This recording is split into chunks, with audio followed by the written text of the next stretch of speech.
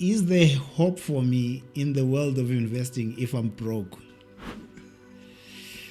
So the current savings rate in South Africa at a household level is negative. What that means is people are spending more than they earn. And a lot of people we speak to, come the end of the month, they're like, there is no money left to invest. The lack of financial knowledge and knowing how to invest is the issue in South Africa. And the stats are not great. Like 60% of South Africans are financially illiterate. The consequences of that is that 1.1 trillion rand was bet in online gambling last year. What? Where we want Frank to be able to help people is... Welcome to another edition of Mindset Profits, and thank you to the SAP Foundation for sponsoring this video. I've seen that many people are afraid to invest. It's shocking how many people have never started investing. And we have our guest today, someone who has an app that is helping South Africans start investing. So Brennan, welcome to the podcast. Thanks very much, man. It's great to be here. Right. I am curious. I think let me jump straight in. Is there hope for me in the world of investing if I'm broke?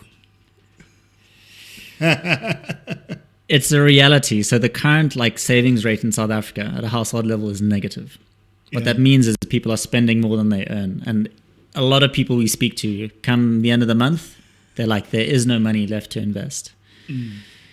That is a reality, I think, for many, right? And many. Yeah. So I think, the way I think about it, and obviously where we want Frank to be able to help people, is we want to help you with your money. We want to help you get to a situation where you have some money to invest. So that's helping you with budgeting. That's helping you maybe get rid of any debt, overburden that you have. Improve your credit score so that if you need to go and get some more debt, you're not paying very high interest rates. Okay. So the reality is, I think that's the starting point. If you don't have any money, it's probably because your costs are too high, and it probably is because you're servicing a lot of debt. So let's help you get rid of that. Once that is done, then there's a pathway, right? And the pathway is quite clear. It's like emergency savings. Without going into debt, you want to have a buffer that you can access if something happens. Yeah. So we've got a savings account, which is, I think, best in the market. It's actually powered by Alan Gray money market fund. So you're getting a really high interest rate, better than any bank would give you. And we've got real-time payouts. So when you need the cash, you don't have to wait a few days for that cash to clear into your bank account. It's you hit the button, boom, money's in your bank account. Is it? Yeah. I can withdraw in a day. In a day. It's a new facility, I suppose. But I think when it comes to emergency savings, that's really important, right? Because emergencies happen, and when you need the cash, you need the cash. But that's always the starting point, and you always want to keep that 3 to 6 months of your monthly expenses. So if you draw down, top it up. All right. Before we get to all the exciting stuff, because even in your intro, I just have so many questions. I'm going to put myself in the shoes of an investor who is low budget, very apprehensive about investment. They're scared to invest, basically, never invested before. And I'm going to ask all the questions they would typically ask. Sure. Right. One question I've been asked, though, is we are outside South Africa by some viewers of the podcast. Does the app work outside of South Africa?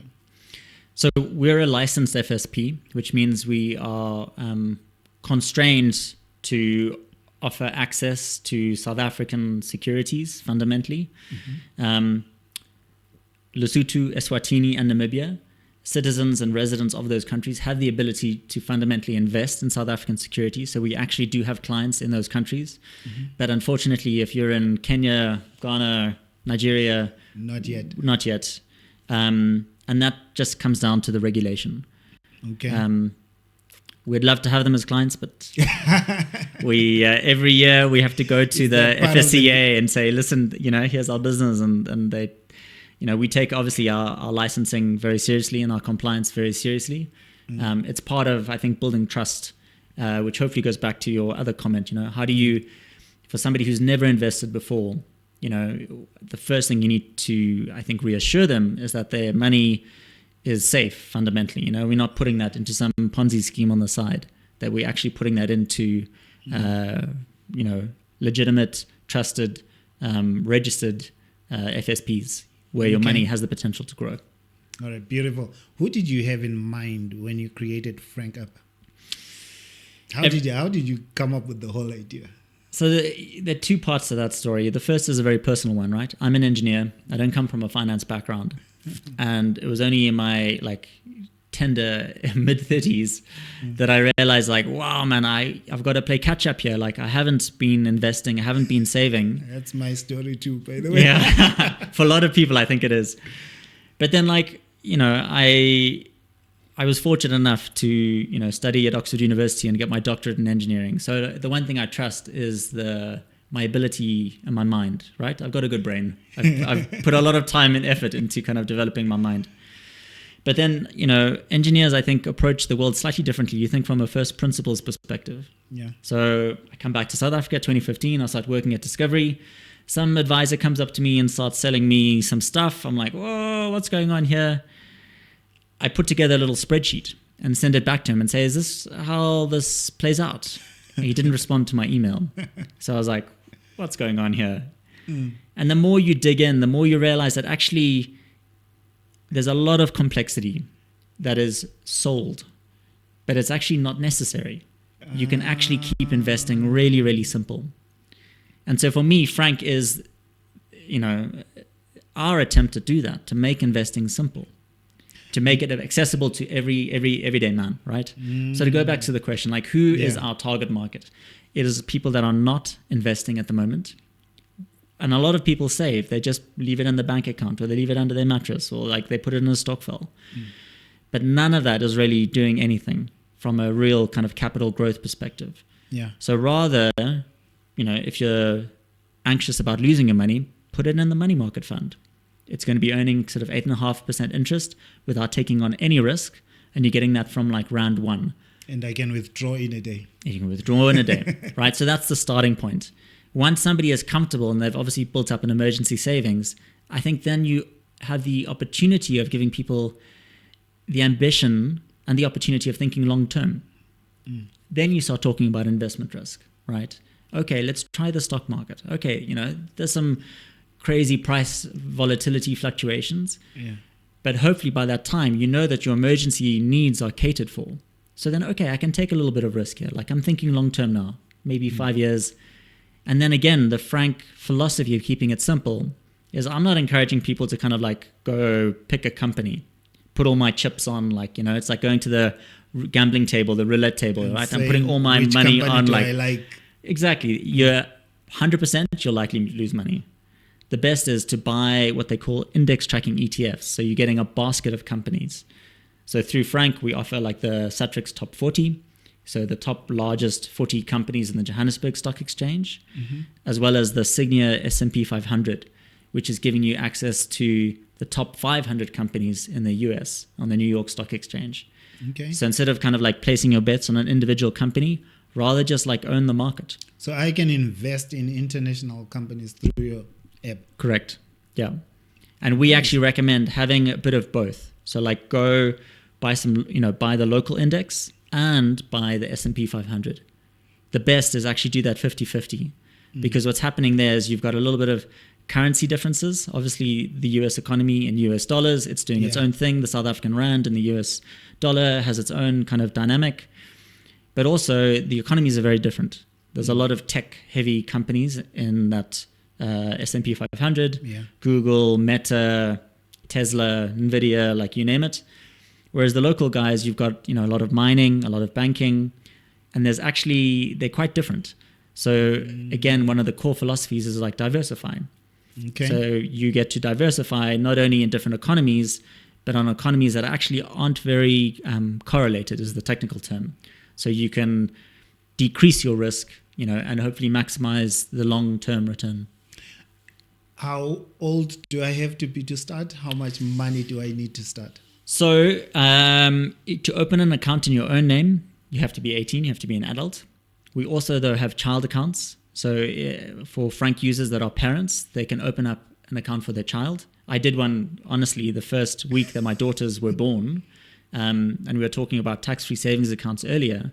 Yeah. Tax-free savings accounts for kids is an unknown, but Can very... you explain that? That sounds like something I need to get started You have on. children, yeah. So you can do it. So a tax-free savings account is a government initiative that effectively says you can invest in this particular account type. And actually, you shouldn't call it a savings account. It should be a tax-free investment account, because it means they won't tax any proceeds coming out of that. And that means either the interest that that investment generates, the dividends that are generated, and all the capital growth.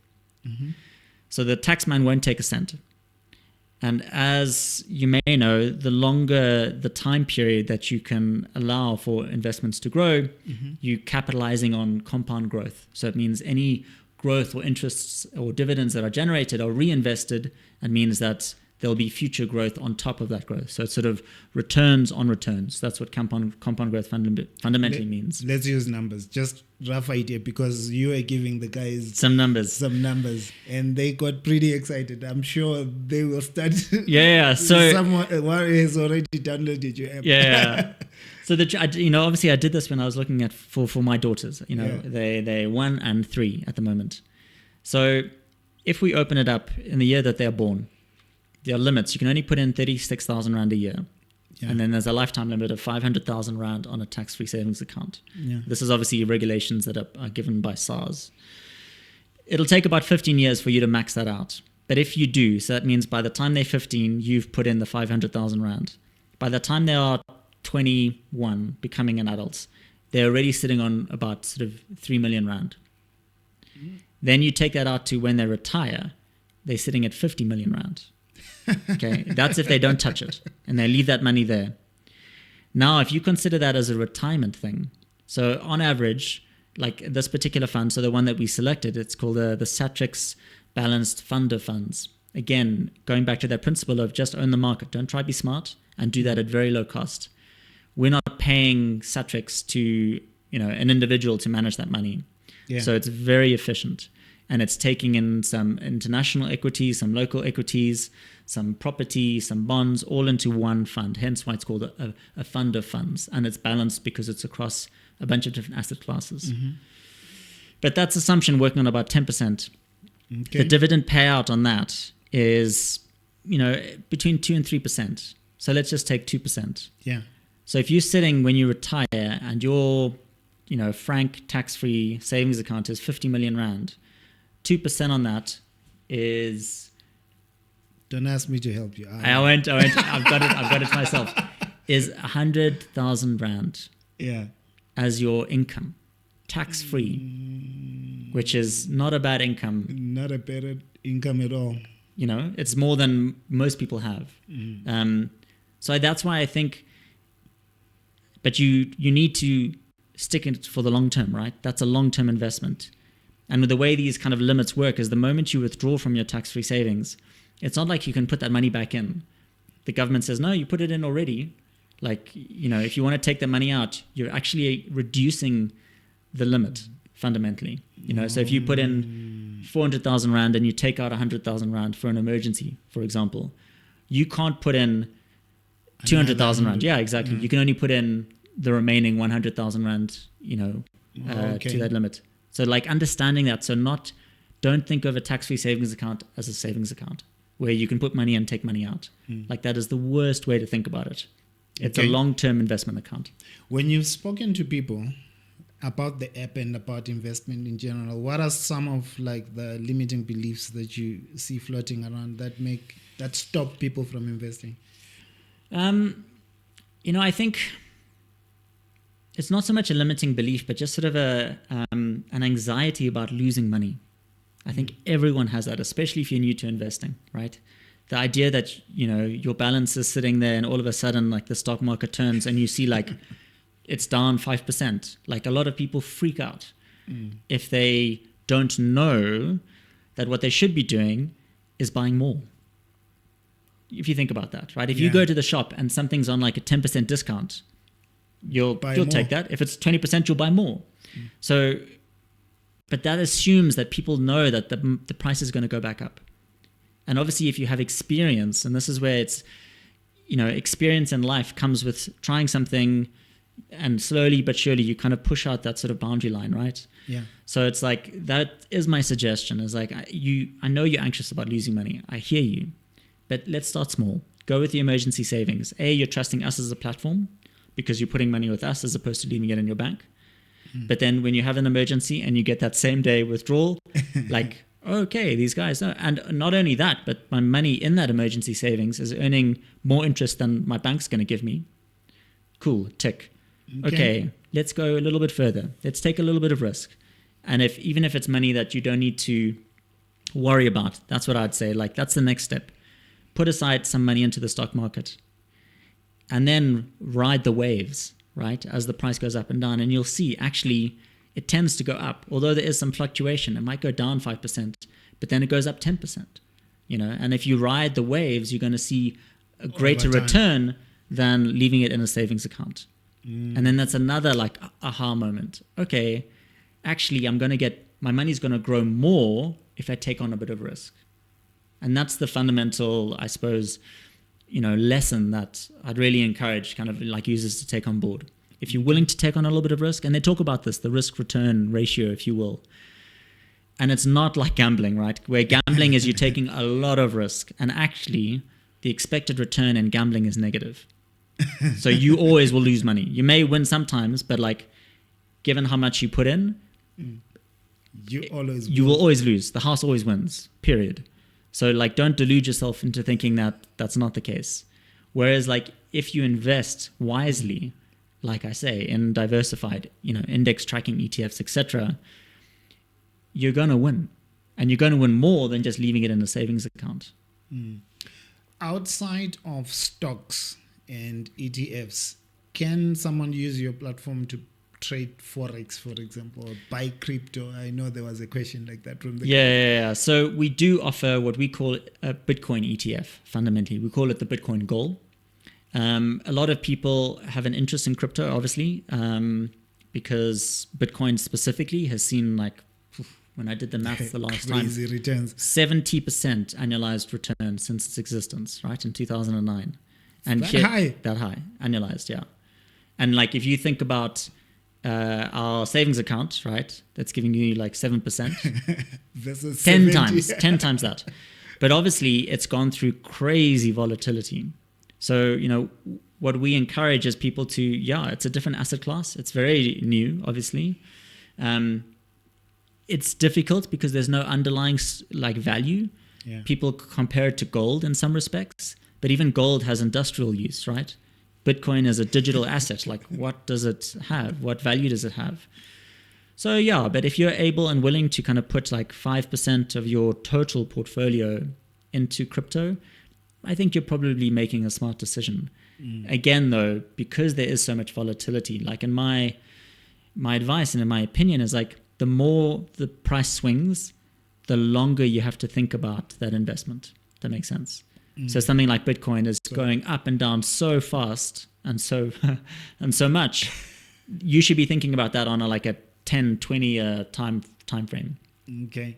And that goes to like, I suppose your other question, like we definitely don't encourage people to try and time the market, to try and think that you're smarter than PhDs and computer algorithms that are betting against you is a fool's errand.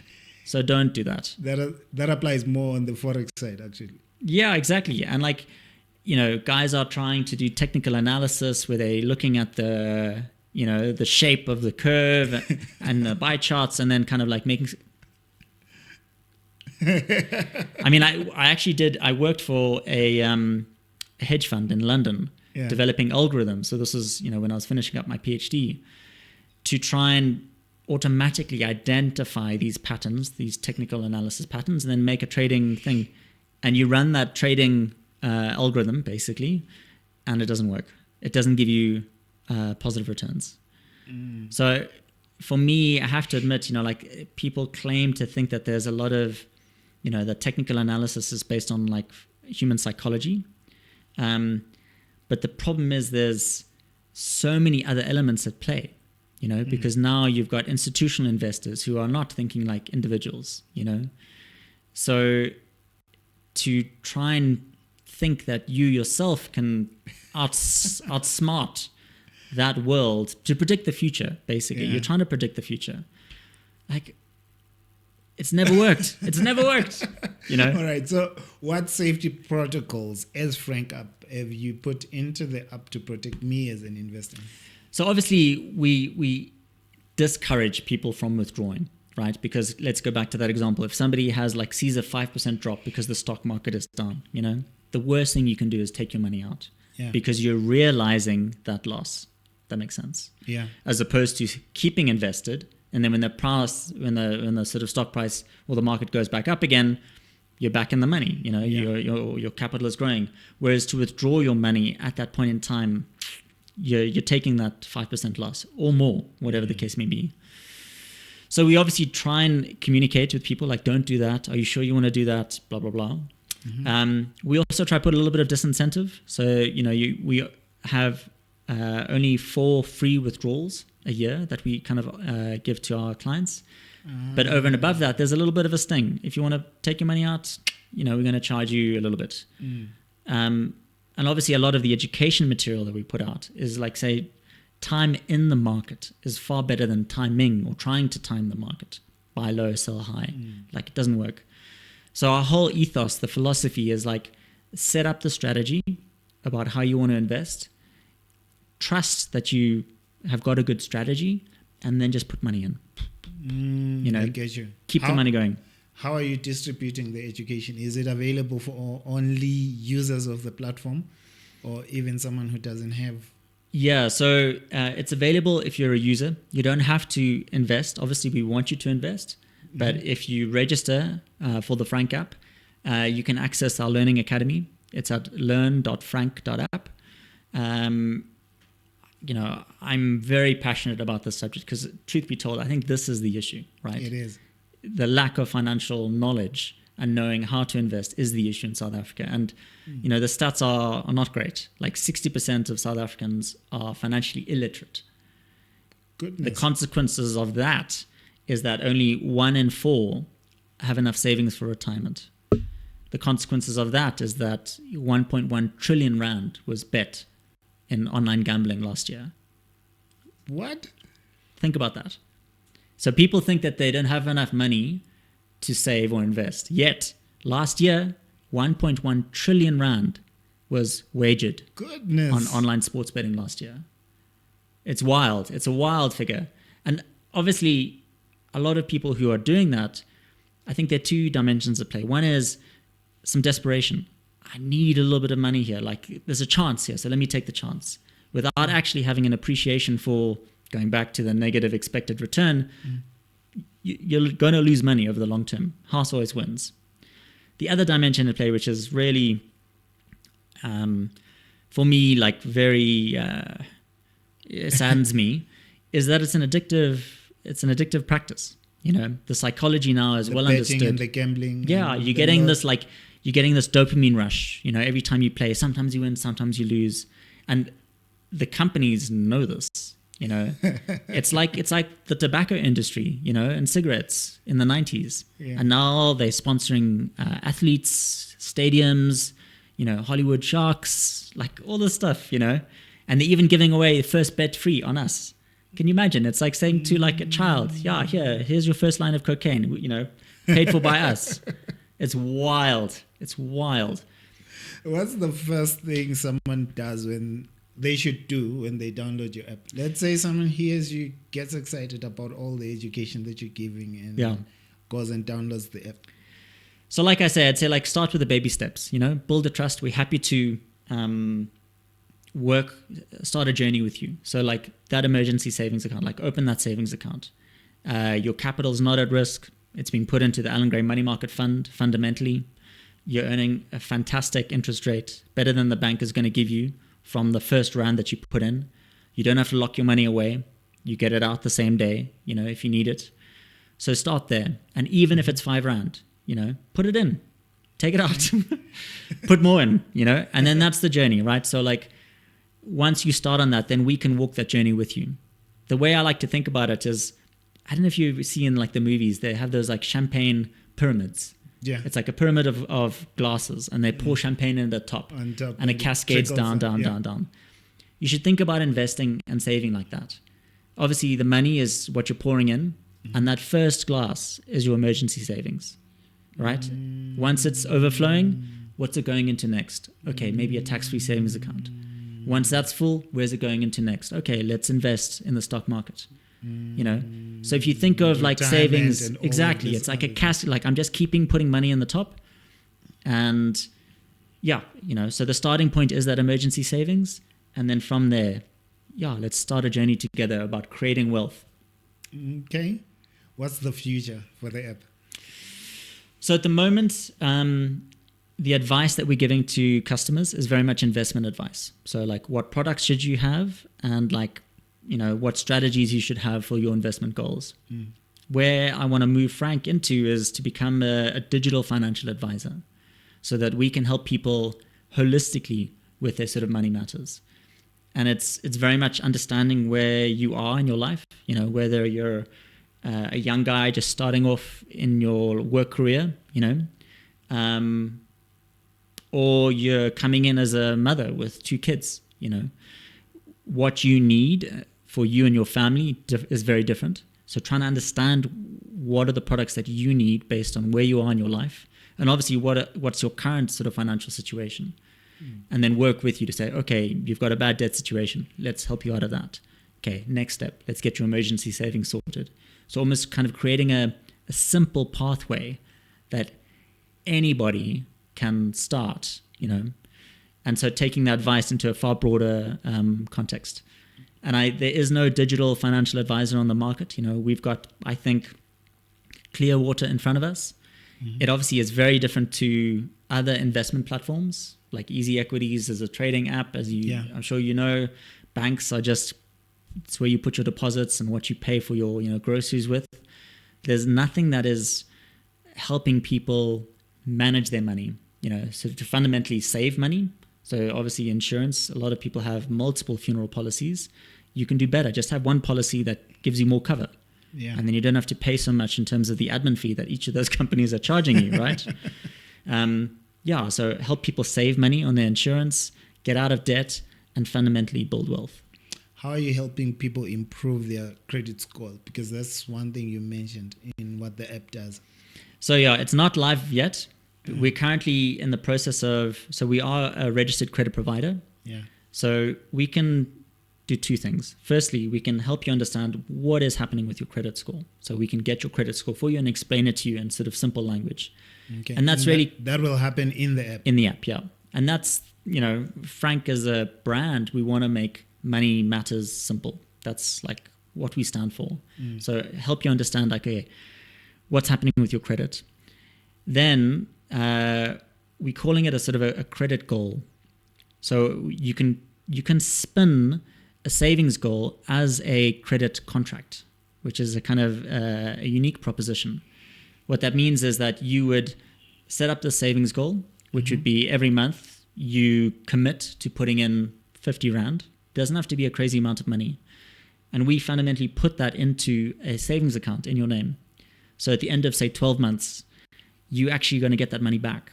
But at the same time, we are pushing your behavior, the 50 Rand that you're putting in every month, to the credit bureau and saying, this guy is actually good for it. He's demonstrated that he can kind of take out a contract, which is saying like, okay, I commit to repaying my debt. Yeah. But actually, instead of borrowing that money, we are pushing that money into a savings account. So at the end of that 12 months, not only do you come away with a better credit score, but you also come away with the money that you've put in. Yeah, that's cool. I think as we wrap up, what's like the work you've had with the SAP Foundation? They've been fantastic. We've got an advisor, a mentor, you know, who's working with us and giving us some great advice. Yeah. We regularly check in. You know, there's a whole bunch of other companies who are in the similar boat. And yeah, I think, you know, starting a business is always a rough ride. You know, you need a lot of resilience. And surrounding yourself with people that are going through the same thing is always helpful. It feels good. And the team itself at the SAP Foundation are really supportive and positive, and want us to succeed and are, doing what they can to help us succeed. So yeah, it's been a great partnership so far. They put you through as one of the apps to watch out for. Like the future is bright. The future is bright. I hope so. So we are watching. We are tracking. Good, man. And hopefully I've convinced all of you guys to start your investing journey, man. You've convinced me to download the app. So good, man. I'm glad. Thanks for your time, man. You have a subscriber today. But thank you for all the valuable insight you shared. Pleasure, man. Do you have anything to say to young people, actually? I think because it's Young People Month in South Africa. Yeah. Let's do something for the young ones out there. Yeah, I'd say, aspire for the future. I know, employment situation is not great, but, take control of your money, take control of your life, and dream big, and work towards that, and pull up your socks, man. Nobody, unfortunately, in South Africa, you've got to take on that ownership and take on that control, and start making smart decisions, and find people around you, from your friends to your family, who are willing and able to support you on that journey. Beautiful. Thank you. Pleasure. And thank you for hanging with us till this time. I think we'll see you in the next episode. Thank you to the SAP Foundation for sponsoring this video. See you next episode.